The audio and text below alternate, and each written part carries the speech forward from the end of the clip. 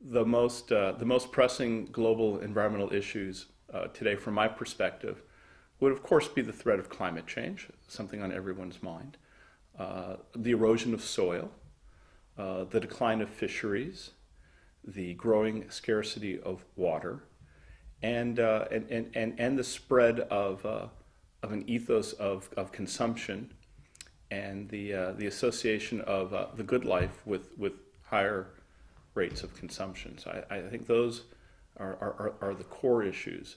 And then I think in addition to that, the growing sort of inability, it would seem, of individuals within nation states to sort of discuss and solve an array of problems. I mean, I'm speaking from the U.S. sort of perspective in particular, that this seeming breakdown in this ability for those who disagree with one another to come to a mutually acceptable compromise. You know, we don't think of that as an environmental problem, but it may prove to be a very important issue as well.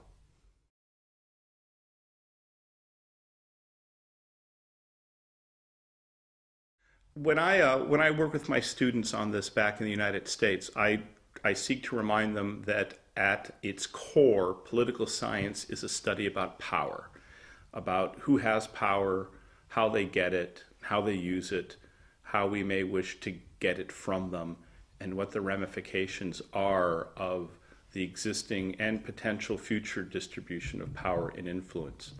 So with that in mind, I often think of environmental problems as being a symptom of the distribution of power. I mean, so often environmental problems are disruptions or costs that are focused on some group that has to breathe dirty air or deal with toxins, while other groups enjoy the benefits of the activity. So it's in some sense an exercise of power. It's an oppressive sort of relationship. So given that what we think about in political science is power, and we are sensitive, we hope, more than other disciplines to the distribution and the effects of power, it seems to me that those of us in the field, especially students starting out, should be thinking about who has power and who benefits from existing environmentally destructive arrangements. But not to stop there, because then one can become quite sad and cynical, but instead to think about who would gain power with an alternate set of arrangements, resource use regimes, these sorts of things, that would be good for the environment. And then to try to mobilize those interests that would benefit from a new arrangement of power that would be more consistent with environmental sustainability. So it all comes down to power, and it comes down to identifying who would enjoy an increase in power. Corporations, civil society, particular components in states, maybe whole states, who would benefit from a more sustainable world, and then trying to help them understand their interests so that they then might work for an amelioration of these environmental ills.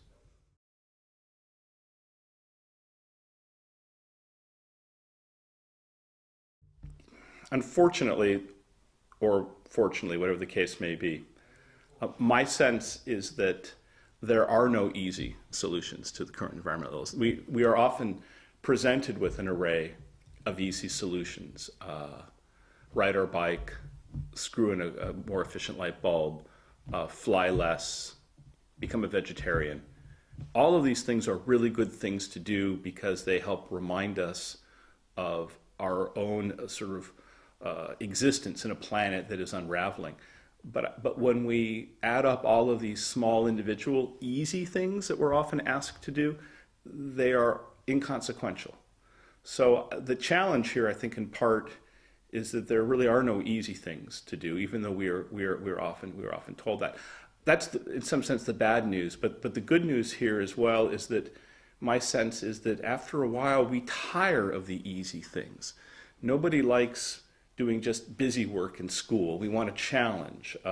We bore sort of easily, as we should, with things that are too simplistic. So the real challenge, I think, is to come together and to imagine different ways of being and living that can create a different sort of world. It's a hard work, but it can be ultimately much more rewarding. And then within that context, it seems to me that the deeper changes around which we need to struggle would be changes in the configuration of sort of everyday life, so that when we get up in the morning, when we go to bed at night, in that time in between, that it is natural and normal for us to be living sustainably, and it is hard for us to sort of break sort of out of that.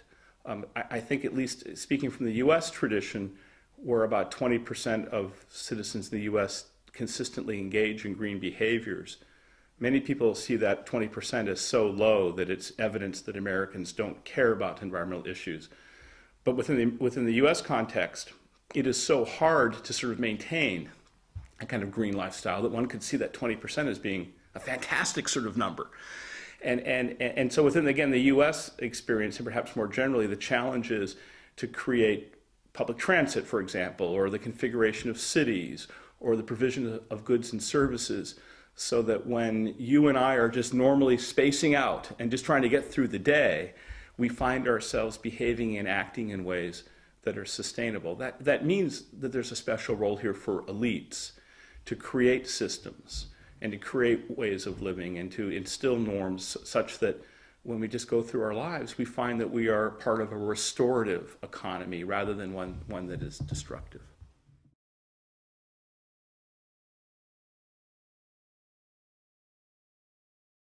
From my perspective, and of course there are a variety of perspectives on this, to save the world means fashioning an array of high prosperity, low consumption paths to living.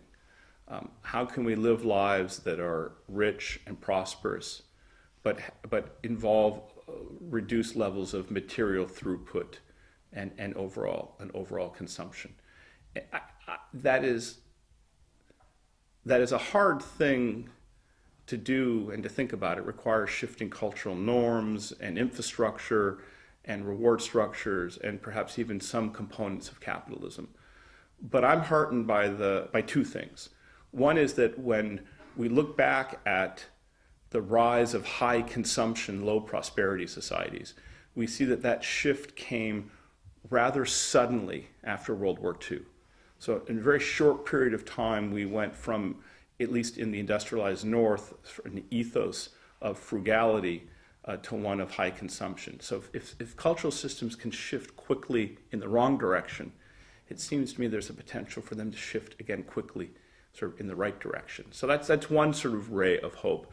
The second is that, in ways that I suggested in my last response, history tells us that small groups of elites working to sort of change infrastructure or incentives can have a large impact on the way that we live our day-to-day lives. And so I think there's a role here for educated elites. And by elites, I don't mean captains of industry, but perhaps folks who are watching this video, to think about how to come together and use their power and influence to change some of these systems of consumption and production. It may be easier than it looks, and ultimately those who would not want us to change these systems may be propagating a myth that change is hard and that shifting power distributions will be difficult.